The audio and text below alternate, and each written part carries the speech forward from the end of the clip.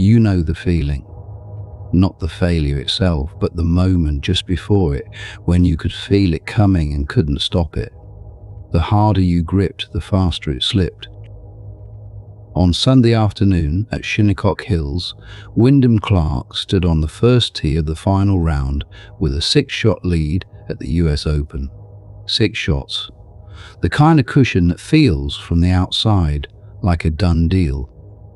And then he watched it vanish, stroke by stroke, until he was clinging to one. What happened to him in those hours isn't a story about talent failing under pressure.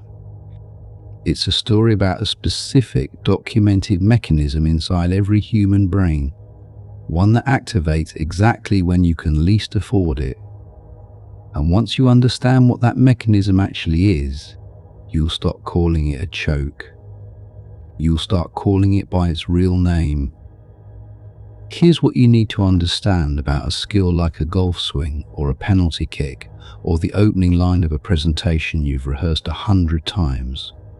When you learned it, the learning was conscious and slow. Every piece of it had to be thought through. Grip pressure, stance, the arc of the backswing, it was work. But at some point, something transferred. The skill moved from the part of your brain that narrates and monitors and second guesses into something older and faster and quieter. It stopped being a set of instructions and became simply what your body does. That transfer is one of the most remarkable things the human nervous system can accomplish. It's also the thing that Sunday made dangerously fragile. Psychologists call the breakdown paralysis by analysis. The research behind it goes back decades, most notably to work by the psychologist Sian Beilock and her colleagues, who ran a series of studies in the early 2000s on skilled athletes and what happens when you ask them to think carefully about what they're doing. The finding was precise and it was unsettling. Asking an expert golfer to monitor the details of their own swing made them perform worse than a novice who had never touched a club. Not slightly worse, measurably, significantly worse. Because expertise, it turns out, is largely built on not thinking. The skill runs on its own track. Conscious attention doesn't supervise it, it interrupts it. Think about what was happening inside Clark's mind as that lead started to shrink. Shot by shot, the margin that had felt like permission became a spotlight. And the internal voice that had been quiet all week, the one that knows the cameras are on and the scoreboard is right there, started running commentary. Don't rush it. Stay smooth. You've done this before. Don't mess this up. Each instruction felt like a corrective. Each corrective was a wire tripped across a path that had been running clean. He wasn't falling apart because he forgot how to play golf. He was falling apart because he remembered he was playing golf. You've been here. Not on a fairway at the US Open, but in the particular silence before you opened your mouth to say the thing you'd planned to say, and found that the planning had somehow eaten the words. Or in the meeting where someone asked you to walk them through something you do every single day, and suddenly you couldn't remember which part came first. The stakes don't have to be televised to trigger the mechanism. The brain doesn't distinguish between cameras and the single pair of eyes you most want to impress.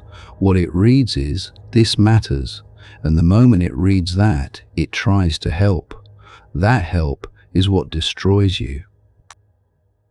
This is the part that most people miss, and it's worth sitting with.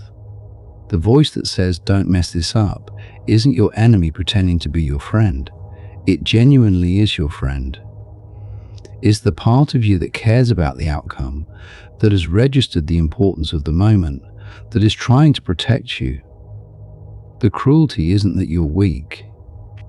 The cruelty is that caring too consciously about a thing you've already mastered is the precise mechanism that unmasters it. You didn't fail because you stopped trying. You failed, at least in part, because you tried too hard in exactly the wrong direction. There's a line in Epictetus, who was a former slave and who taught people with far more worldly power than he ever had, that something like this runs through all of his thinking. We suffer not from events, but from our judgments about events. He was pointing at something structural about the mind. The judgment, this is critical, pay close attention, is itself the act that collapses the very thing you're attending to. The ancients didn't have neuroimaging, but they understood, through plain observation of human collapse under pressure, that the watching self and the performing self cannot occupy the same moment. When the watcher steps in, the performer steps back. Most people who say they perform well under pressure have actually learned, without naming it, to do one specific thing. They've learned to narrow their attention to something so immediate, so concrete, and so irrelevant to the outcome that the monitoring voice has nothing to grip. A baseball hitter focused on the spin of the seams. A surgeon counting breaths. A teacher who, in the middle of a difficult lesson, puts their attention entirely on the face of one student in the third row. The mind can only hold one thing in sharp focus at a time. Give it something small and real, and it leaves the skill alone. This is where most thinking about pressure gets it wrong. The advice is usually some version of stay calm or trust yourself or just breathe. None of that is wrong, but it's also not enough, because calm and trust are outcomes, not actions. You can't instruct your nervous system to feel less vigilant about a thing it has correctly identified as important. What you can do, what actually works, is redirect the attention deliberately before the monitoring voice locks in. Not suppressing the thought, don't mess this up, but replacing the object of attention entirely. Wyndham Clark, to his credit, held on. He made the putts he needed to make on the final holes. Whether he found that narrow focus deliberately or stumbled into it, the mechanism that saved him was the same one that had nearly undone him, just pointed somewhere more useful. He stopped trying to manage the outcome and put his attention back on the process.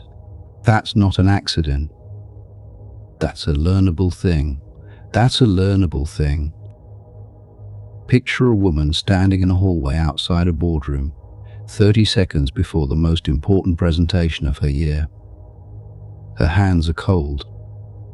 The slide deck she knows by heart suddenly feels like a language she only half speaks.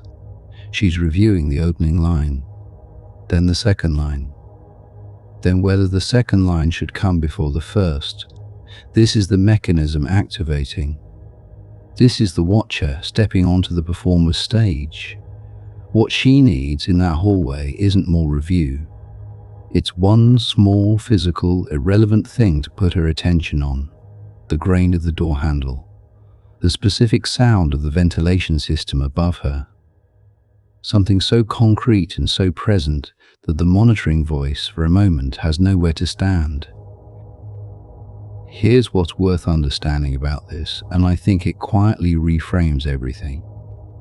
Paralysis by analysis isn't a sign that you don't care enough, or that you're too fragile for high-stakes moments. It's almost always a sign that you've practiced enough for the skill to be automatic, and not yet practiced the skill of leaving it alone. The failure isn't in the performance. It's in the layer of attention wrapped around the performance. Strip that layer, and what's underneath has been there all along. The harder you tried to control it, the worse it got. That sentence which you walked in with today is not a description of weakness. It's a description of a documented mechanism that researchers have replicated in labs, on golf courses, in surgical theaters, and in every high-stakes arena where a human being has prepared for years and then watched themselves come undone at the exact moment it counted. You weren't fighting your own inadequacy. You were fighting the structure of how expertise works under observation. That's a different fight, and it's one you can actually train for. Tonight, or the next time you feel the grip tightening before something that matters, don't try to calm down. Don't run the instructions. Pick one small concrete sensory thing in the room with you and put your attention there fully for 10 seconds. The texture of the table, the sound of the room, the weight of your feet on the floor. Let the skill run without you watching it. You built it without the monitoring voice. It doesn't need the monitoring voice now. You're not a person who chokes under pressure. You're a person who now knows what pressure actually does to the brain and what to do instead.